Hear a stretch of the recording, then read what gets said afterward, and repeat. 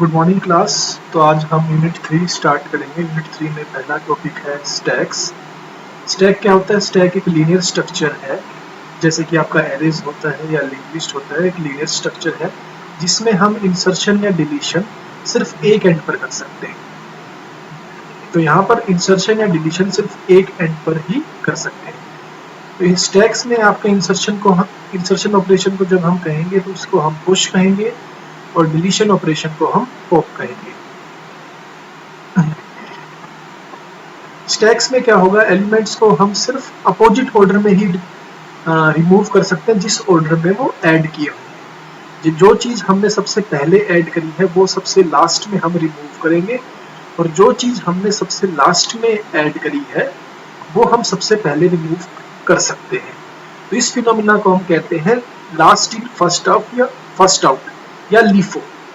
Last in first out, जैसे कि नाम से पता चल रहा है जो सबसे लास्ट में ऐड किया जाएगा वही सबसे पहले रिमूव किया जाएगा। ठीक है, तो लास्ट इन फर्स्ट आउट। तो स्टैक्स के कुछ एग्जांपल्स हैं, जैसे कि डेक ऑफ कार्ड्स।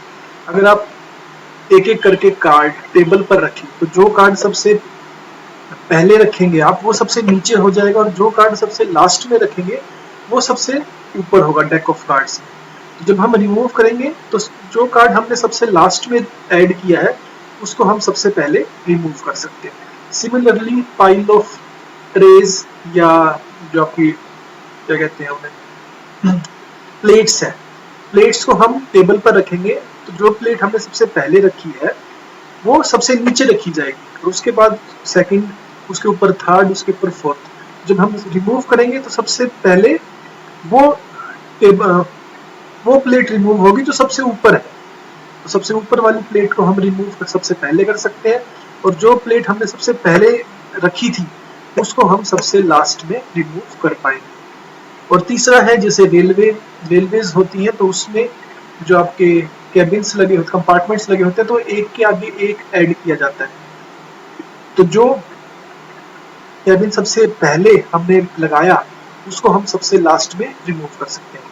तो सभी एग्जांपल से पता चल रहा है कि जो चीज हमने सबसे पहले इंसर्ट करी है वो चीज सबसे लास्ट में हम रिमूव करेंगे। सिमिलरली जो चीज हमने सबसे लास्ट में ऐड करी है उस चीज को हम सबसे पहले रिमूव कर सकते हैं। उसके बाद है memory representation of stacks. Stacks memory में दो तरीकों से बेसिकली रिप्रेजेंट की जा सकती है। तो पहला तरीका है हम उसे वेक्टर या एरे की मदद से मेमोरी में रिप्रेजेंट कर सकते हैं, बट हमें यहाँ पर ये देखना होगा कि जो हमारा एरे है उसमें इतना स्पेस हो कि हम लार्ज नंबर ऑफ एलिमेंट्स को स्टोर कर पाए।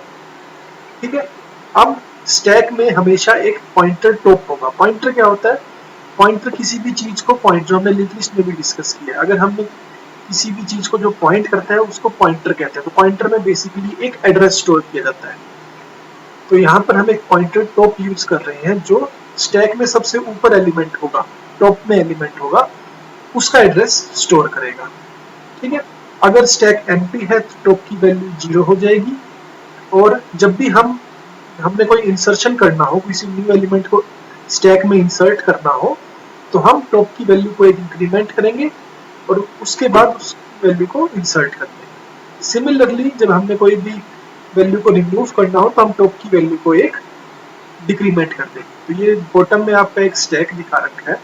तो स्टैक में यहाँ पर बॉटम सिर्फ हमने वैसे ही दिखाया हुआ, जरूरी नहीं वो किसी कोई पॉइंटर यूज हमने कर रखा हो। हमारे लिए इंपॉर्टेंट टॉप पॉइंटर है जो सबसे ऊपर है। इंसर्शन भी यहीं पर होगी और डिलीशन भी यहीं पर होगी। तो सबसे पहले अगर एलिमेंट इंसर्ट करना है तो यहाँ पर इंसर्ट हो जाएगा, और अगर हमने डिलीट करना है तो ये एलिमेंट सबसे पहले डिलीट होगा। जो जिस एलिमेंट को टॉप पॉइंट कर रहा है वही एलिमेंट सबसे पहले डिलीट किया जा सकता है। दूसरी टाइप की रिप्रेजेंटेशन मेमोरी रिप्रेजेंटेशन है आपकी लिंक लिस्ट की मदद से। एरे रिप्रेजेंटेशन में कुछ ड्रॉबैक्स थे, जैसे कि एरे का साइज हमेशा फिक्स रहता है, वो ना तो हम बढ़ा सकते ना हम घटा सकते। तो हमें शुरू में ही एरे को एक सफिशिएंट साइज का लेके चलना पड़ेगा। इस लिमिटेशन को ओवरकम करने के लिए हमने लिंक्ड स्टैक की यूज करा। लिंक स्टैक में आपका क्या होगा, जैसे हम लिंक लिस्ट में हमने डिस्कस किया था, नोड्स होंगे, वो नोड्स एक दूसरे को पॉइंट कर रही है। यहाँ पर भी इंसर्शन सबसे एक ही एंड पर होगा, इंसर्शन और डिलीशन, जो कि हेड वाला एंड है। ठीक है। तो सबसे पहले आप ये फर्स्ट नोड आपने इसमें डाली, फिर ये सेकंड आई, फिर ये थर्ड आई। तो इसी हेड, जहां जिसको हेड पॉइंट कर रहा है उसी को हमने यहाँ पर टॉप मानना है, और वहीं पर से इंसर्शन या डिलीशन हैपन होगी, वहीं पर से हम इंसर्शन या डिलीशन कर पाएंगे। उसके बाद है ऑपरेशन ऑन स्टैक। स्टैक्स को हम स्टैक्स पे हम कौन कौन से ऑपरेशन परफॉर्म कर सकते हैं। जैसे हमने बताया 2 ऑपरेशन मेन है, पुश और पॉप। तो पहले हम पुश ऑपरेशन डिस्कस करते हैं। पुश ऑपरेशन का मतलब है कि अगर हमने कोई एलिमेंट स्टैक में ऐड करना हो तो उसके लिए हम पुश ऑपरेशन परफॉर्म करेंगे। उसके स्टेप्स क्या होंगे? सबसे पहले हम चेक करेंगे स्टैक फुल तो नहीं। अगर स्टैक फुल है तो हम एलिमेंट को स्टैक में इंसर्ट नहीं कर सकते और हम ऑपरेशन को टर्मिनेट कर देंगे, खत्म कर देंगे।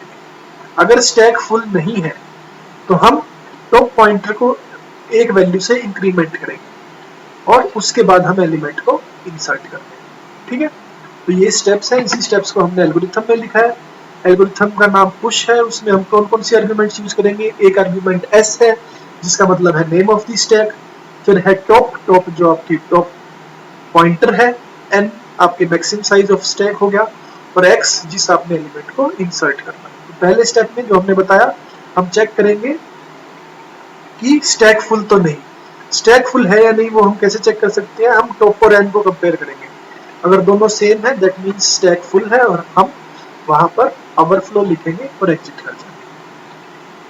अगर स्टैक फुल नहीं है तो हम सेकंड स्टेप पर जाएंगे। सेकंड स्टेप में हम टॉप की वैल्यू को एक इंक्रीमेंट कर देंगे। वो हम कैसे करेंगे? Top equal to top plus 1 से। फिर थर्ड स्टेप में जो हमारा टॉप पॉइंट जहां पर कर रहा है उस एड्रेस में हम वैल्यू डालेंगे। तो उसकी वैल्यू हम कैसे डालेंगे? S top equal to x. तो एक्स वैल्यू हमने जहां पर टॉप पॉइंटर कर रहा है उस एड्रेस पर हमने ये वैल्यू डाल दी और आखिरी में हम रिटर्न कर जाएंगे। तो ये है आपका push algorithm. Second operation pop operation है। अगर हमने कोई एलिमेंट को डिलीट करना हो स्टैक से तो उसके लिए हम पॉप ऑपरेशन करेंगे। जैसे पुश के कुछ स्टेप्स थे वैसे ही पॉप ऑपरेशन के स्टेप्स है। पहले इसमें हम सबसे पहले चेक करेंगे कि स्टैक एम्प्टी तो नहीं। अगर स्टैक एम्प्टी है तो हम किसी एलिमेंट को डिलीट कर ही नहीं सकते और इसलिए हम ऑपरेशन को टर्मिनेट करेंगे। अगर स्टैक एम्प्टी नहीं है तो हम क्या करेंगे? जो टॉप एलिमेंट है उसको हमने डिलीट करना पड़ेगा। पहले हम टॉप एलिमेंट को डिलीट करेंगे और फाइनली हम जो टॉप पॉइंटर की वैल्यू है उसको डिक्रीमेंट कर देंगे 1 वैल्यू से। ठीक है, हम उस वैल्यू को एक कम कर देंगे। तो यही स्टेप है। सिमिलरली हम इसका एल्गोरिथम देखते हैं जो ये चीज कर रहा है। तो पहले हमने यहाँ पर पॉप एक एल्गोरिथम बनाया है जिसमें आर्ग्यूमेंट्स कौन कौन से यूज होंगे? एस जो कि स्टैक का नाम है, टॉप पॉइंटर हो गया, और एक्स जिस एलिमेंट को हमने एक्स में हम वो स्टोर करेंगे जो एलिमेंट हमने डिलीट किया है। जो भी वैल्यू हमने डिलीट करी है उसको हम एक्स में स्टोर करेंगे। तो सबसे पहले हम चेक करेंगे कि अंडरफ्लो मतलब एलिमेंट स्टैक एम्प्टी तो नहीं। तो उसके लिए हम कैसे कर सकते हैं? अगर टॉप इक्वल टू एन है दैट मीन्स स्टैक एम्प्टी है और इसलिए हम लिख देंगे राइट अंडरफ्लो। ठीक है, अगर स्टैक एम्प्टी नहीं है तो हम जो टॉप पे एलिमेंट है उसको एक्स में स्टोर करेंगे। तो टॉप पर जो एलिमेंट है उसको हमने एक्स में स्टोर किया और उसके बाद हमने टॉप की वैल्यू को एक डिक्रीमेंट कर दिया। ठीक है, तो एरे का साइज, स्टैक का साइज एक कम हो गया और हमें जो एलिमेंट हमने डिलीट किया है वो हमने एक्स में स्टोर कर लिया और फाइनली हम रिटर्न कर दिया। उसके बाद है implementation. Stack linear data structure जैसे हमने बताया उसको हम 2 तरीकों से इंप्लीमेंट कर सकते हैं, एरेज की मदद से या पॉइंटर और लिंक लिस्ट की मदद से। तो आज हम सिर्फ एरे इंप्लीमेंटेशन देखेंगे, नेक्स्ट लेक्चर में आपका लिंक लिस्ट इंप्लीमेंटेशन। तो पहले एरे इंप्लीमेंटेशन, उसमें आपने शुरू में क्या किया? लाइब्रेरी फाइल्स जो है stdio.h, conio.h वो ऐड कर दी। फिर आपने डिफाइन किया, ये प्री प्रोसेसर है, मैक्रो डिफाइन किया है। उसमें मैक्स साइज बताया कि मैक्स साइज का मतलब है 20। फिर हमने एक स्टैक बनाया, जो स्टैक एक एरे बनाया है, एरे की मदद से हम कर रहे हैं जिसका मैक्सिमम साइज 20 हो सकता है और टॉप की वैल्यू हमने नल दी। टॉप की वैल्यू नल का मतलब क्या है? टॉप की वैल्यू नल का मतलब है कि उसमें अभी तक कोई एलिमेंट नहीं है, हम उसमें एलिमेंट अभी इंसर्ट करेंगे। ठीक है, उसके बाद आपका मेन फंक्शन है, मेन फंक्शन में हम कुछ वेरिएबल डिक्लेयर करिए, फिर हमने स्टेटमेंट्स कुछ प्रिंट करी। हमने यूजर से पूछा कि आप पुश करना चाहते हैं, पॉप करना चाहते हैं या एग्जिट करना चाहते हैं। उसके बाद हमने एक वाइल लूप लगाया। वाइल 1 का मतलब है ये लूप चलता रहेगा अगर अंदर ही कोई एग्जिट नहीं आया तब तक, ठीक है। तो वाइल 1 मीन्स हमेशा चलता रहेगा, जब तक वाइल लूप के अंदर कोई एग्जिट स्टेटमेंट नहीं आती तब तक ये हमेशा चलता रहेगा। तो इसमें हमने यूजर से पूछा कि आप ऊपर वाली चॉइसेस में से कौन सी चॉइस सिलेक्ट करना चाहते हैं। जो चॉइस उसने एंटर करी वो हमने ch वेरिएबल, ऊपर हमने डिक्लेयर कर रखा है ch वेरिएबल, उसने स्टोर करवा दी। फिर हमने चेक किया कि यूजर ने कौन सी वैल्यू डाली, स्विच केस लगाया, और अगर यूजर ने 1 डाली तो हम केस 1 में जाएंगे। केस 1 में हम क्या कर रहे हैं, हमने यूजर से पूछा कि आप कौन सा एलिमेंट इंसर्ट करना चाहते हैं। उसने कहा उसने जो भी वैल्यू दी वो x में स्टोर हो जाएगी। फिर हमने फंक्शन कॉल किया push x। Push x function में क्या होगा वो हम आगे डिस्कस करेंगे। और मतलब यहाँ पर पुश x क्या बेसिकली क्या करेगा, एक एलिमेंट को इंसर्ट कर देगा, ठीक है। उसके बाद ब्रेक, स्विच केस में, स्विच के हर केस में हमें ब्रेक लगाना पड़ता है ताकि एक केस में एंटर करने के बाद वो दूसरे केस में ऑटोमेटिकली एंटर ना करे। अगर यूजर ने वैल्यू 2 दी है ch की तो हम केस 2 में जाएंगे। केस 2 मतलब पॉप ऑपरेशन। पॉप ऑपरेशन में हम सीधा पॉप फंक्शन को कॉल करेंगे और पॉप फंक्शन एक वैल्यू रिटर्न करेगा। जो भी हम वैल्यू को डिलीट कर रहे हैं, एलिमेंट को डिलीट कर रहे हैं, उसकी वैल्यू पॉप बताएगा और वो हम x में स्टोर कर लेंगे। उसके बाद हम चेक करेंगे सॉरी क्या x की वैल्यू नल तो नहीं। अगर x की वैल्यू नल नहीं है तो दैट मीन्स हमने कोई ना कोई वैल्यू पॉप करी है और वो पॉप की हुई वैल्यू हम x में वो पॉप की हुई वैल्यू हम प्रिंट कर देंगे, ठीक है। नहीं तो हम लिख देंगे स्टैक एम्प्टी है और कोई भी वैल्यू पॉप नहीं हुई। केस 3 में हम एग्जिट कर देंगे। अगर इनमें से कोई सा केस नहीं होता तो हम डिफॉल्ट केस में जाएंगे। अगर यूजर 4, 5, 6 कोई अलग वैल्यू दे देता है और डिफॉल्ट केस में हम यूजर को कहेंगे कि आप करेक्ट चॉइस एंटर करो, आपने जो चॉइस एंटर करी है वो गलत है, ठीक है। अब पुश और पॉप ऑपरेशन। पुश ऑपरेशन हमने बताया कि आर्गुमेंट x लेगा जो हमने एलिमेंट इंसर्ट करना है। पहले हम चेक करेंगे कि स्टैक फुल तो नहीं, तो उसके लिए हम कैसे चेक कर सकते हैं, top equal to max size, जो हमने उसमें भी लिखा था आपका एल्गोरिथम। अगर top equal to max size है तो हम ओवरफ्लो प्रिंट करेंगे और फंक्शन से एग्जिट कर देंगे। नहीं तो अगर स्टैक फुल नहीं है तो हम टॉप की वैल्यू को एक इंक्रीमेंट करेंगे और टॉप पर हम x वैल्यू को इंसर्ट कर देंगे और फिर फंक्शन से एग्जिट कर देंगे। अगर दूसरा फंक्शन है पॉप, पॉप फंक्शन आपकी एक वैल्यू भी रिटर्न कर रहा है। यहाँ पर हमने x वैल्यू, x एक इंटीजर लिया और हमने चेक किया टॉप इक्वल टू नल है या नहीं। अगर टॉप इक्वल टू नल है दैट मींस स्टैक एम्प्टी है और हम नल वैल्यू को रिटर्न करेंगे। नहीं तो हम क्या करेंगे, जो टॉप पे वैल्यू है उसको हम x में स्टोर करेंगे। ये जो आर्गुमेंट है, जो टॉप पे वैल्यू है उसको हम x में स्टोर करेंगे।